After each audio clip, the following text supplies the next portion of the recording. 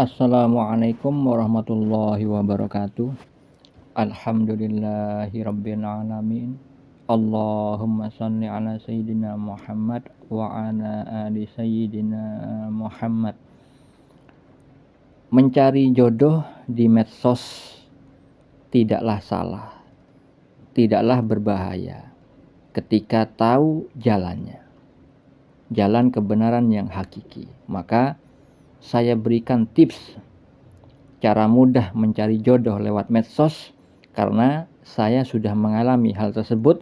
Saya menikah dapat jodoh dari medsos, walaupun bukan dari grup mencari jodoh, tapi saya selamat karena tahu caranya.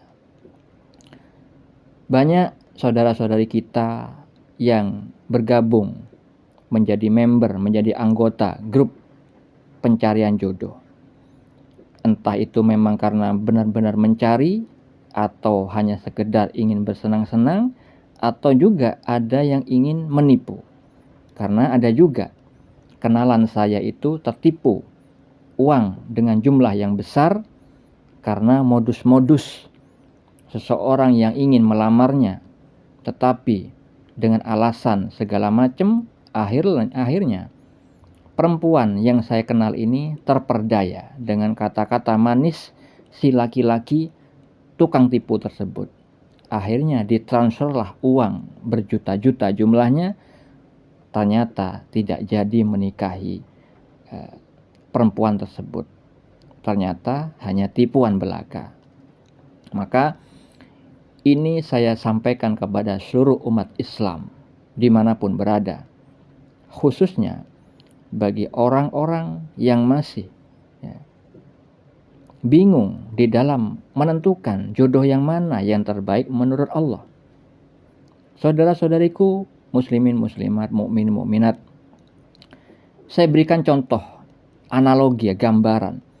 Ketika Anda dihadapkan 1 miliar botol yang semuanya dengan kemasan di luar botol itu dengan kemasan yang menarik semuanya, tapi 1 miliar botol tersebut hanya satu yang isinya madu, yang lain adalah racun. Bagaimana cara Anda memilih di antara 1 miliar tersebut? Dengan salah satu cara yang mana ketika memilih itu langsung tepat pada sasaran, yaitu hanya botol yang berisi madu.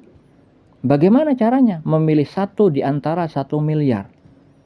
Dan ketika memilih, Anda tidak boleh membuka botol tersebut, tidak boleh memegang, tidak boleh, melainkan hanya dengan pandangan saja. Bisa? Dengan rasa cinta bisa? Tidak mungkin. Dengan dukun? Tidak mungkin. Dengan hitung-hitungan matematika di bangku sekolah? Tidak mungkin. Bagaimana caranya? Ya mudah. Tanyakan kepada orang yang meletakkan madu tersebut. Tanya, ya Tuhan, saya tidak mau mencoba-coba. Karena apa? Peluangnya sangat tipis, sangat kecil. Karena satu botol yang isinya madu itu di antara 1 miliar botol yang isinya racun. Apalagi kemasannya tertutup. Semuanya menarik dari pandangan mata, tapi di dalam botol yang isinya madu itu tidak akan bisa tersingkap, tidak bisa diketahui oleh pandangan mata lahiriahnya. Kita tidak bisa memandang, walaupun dengan hitung-hitungan matematika secanggih apapun tidak bisa mengetahui mana botol yang isinya madu tersebut. Maka tanyakan langsung kepada sang pemberi madu pada satu botol tersebut, di mana letaknya. Tuan, saya tidak mau coba-coba, saya tidak mau mengalami minum racun, tapi langsung tepat pada sasaran.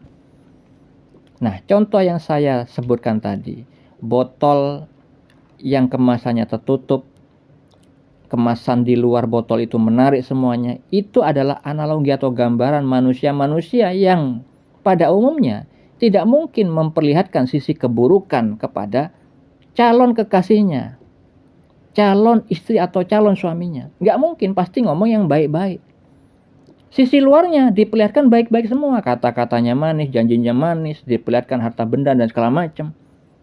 Itu adalah gambaran dari botol yang kemasannya menarik, ya, sisi luarnya, tapi dalamnya, ya, maka saya gambarkan dengan botol yang tertutup. Sedangkan gambaran dari 1 miliar di antara satu botol yang isinya madu di antara 1 miliar yang berisi racun, itu adalah gambaran dari banyaknya manusia yang buruk itu, ya, memang lebih banyak jumlahnya daripada orang yang baik dari sudut pandang Allah. Karena apa? Terkait firman Allah di dalam Al-Quran, ya, di dalam surat Al-An'am ayat 116, dan jika kamu mengikuti kebanyakan orang di bumi ini, niscaya mereka akan menyesatkanmu dari jalan Allah. Yang mereka ikuti hanya persangkaan belaka dan mereka hanyalah membuat kebohongan.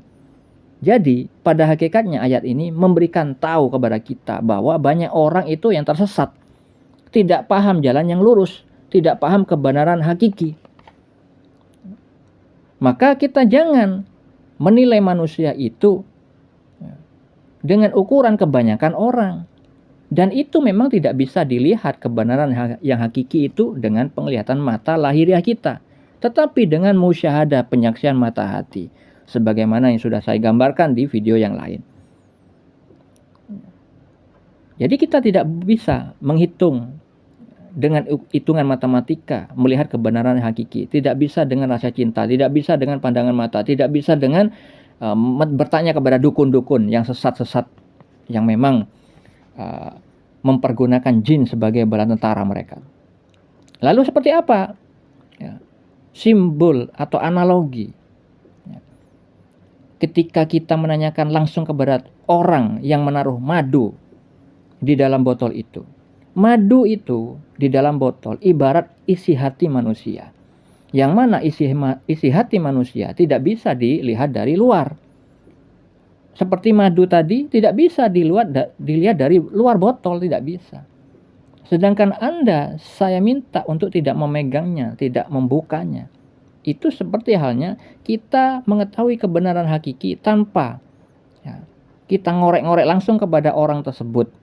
Walaupun sebenarnya itu bisa dilakukan, tapi bisa jadi itu kebohongan belaka. Maka yang benar adalah menanyakan tentang orang-orang yang ingin kita nikahi, ingin kita lamar, harus kepada zat yang maha mengetahui makhluk-makhluk ciptaannya.